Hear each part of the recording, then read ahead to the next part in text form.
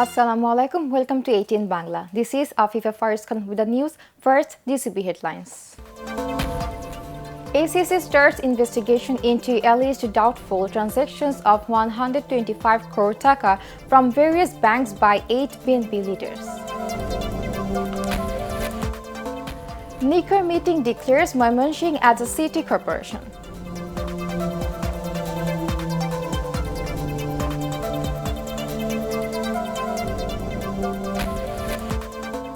HEC examinations begin across the country. Questions set selected through lottery. Those involved in leakage would end up in prison, warns Education Minister. And Prime Minister dares to admit autistic children in all schools to help flourish their talents.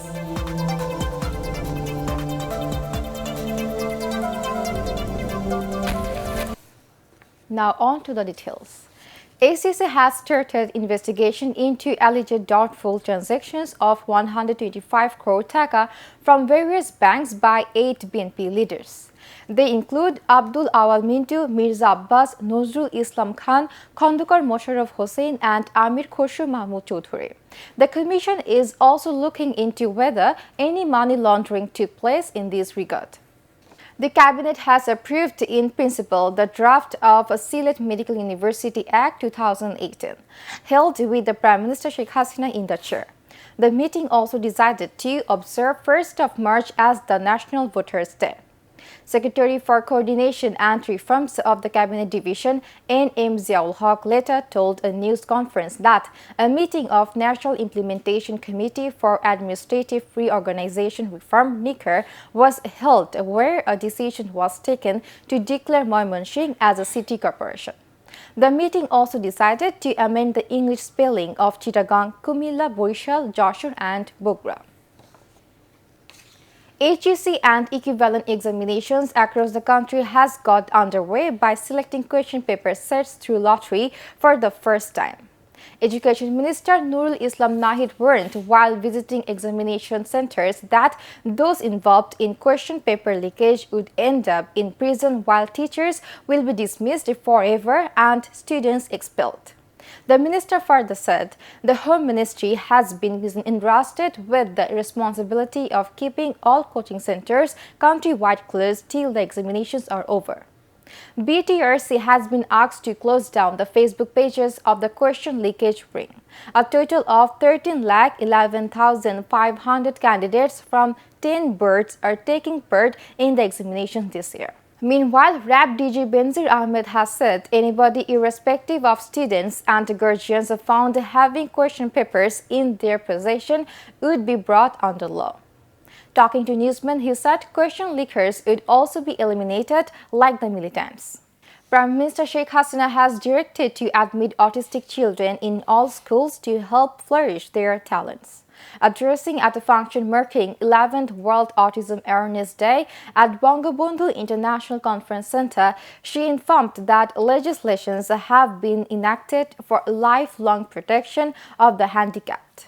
Sheikh Hasina also called upon the affluent section of the society to stand by the side of the disabled.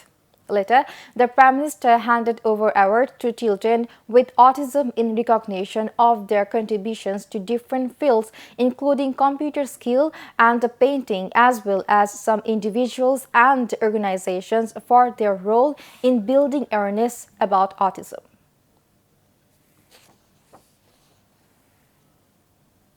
BNP leader Mirza Abbas has said the city corporation election is an acid test for the government.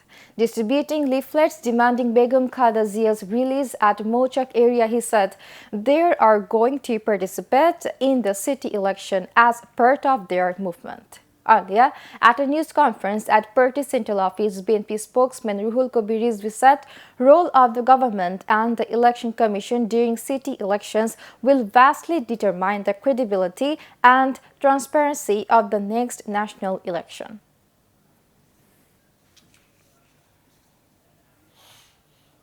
About 11 lakh Rohingyas who fled to Bangladesh from Myanmar are not a problem for Bangladesh only, it is now an international crisis. This was stated by local and foreign analysts now attending an international conference organized by Dhaka University, Brack University and Action Aid to find out a sustainable solution to the Rohingya crisis. Talking to newsmen, Foreign Secretary Shahidul Haq informed that besides the international organizations like UN, OIC and ASEAN, assistance is being sought from different countries to help resolve the current Rohingya crisis. The Supreme Court has granted Government Owners Association BGMEA another year to finish demolition of its illegally constructed headquarters at Hathir Jheel in the capital. The court said it would not extend the deadline any further. An appellate bench led by Chief Justice Syed Mahmood Hossain passed the order after the BGMEA signed an undertaking at the instruction of the court. Dhaka Wasa has assured that there would be no water crisis in the capital during the dry season this year. Managing Director of Wasa Taskin A. Khan told a news conference at Karan Bazar that measures have been taken to ensure uninterrupted supply of water during the holy month of Ramzan. Finally, news from abroad. China has imposed tariffs of up to 25% on 128 U.S. imports after U.S. President Donald Trump raised duties on foreign steel and aluminium imports in March. The tariffs affecting some $3 billion of imports kick in on Monday. Beijing said the move was to safeguard China's interests and balance losses caused by new U.S. tariffs. And that's the end of this bulletin. Allah Hafiz.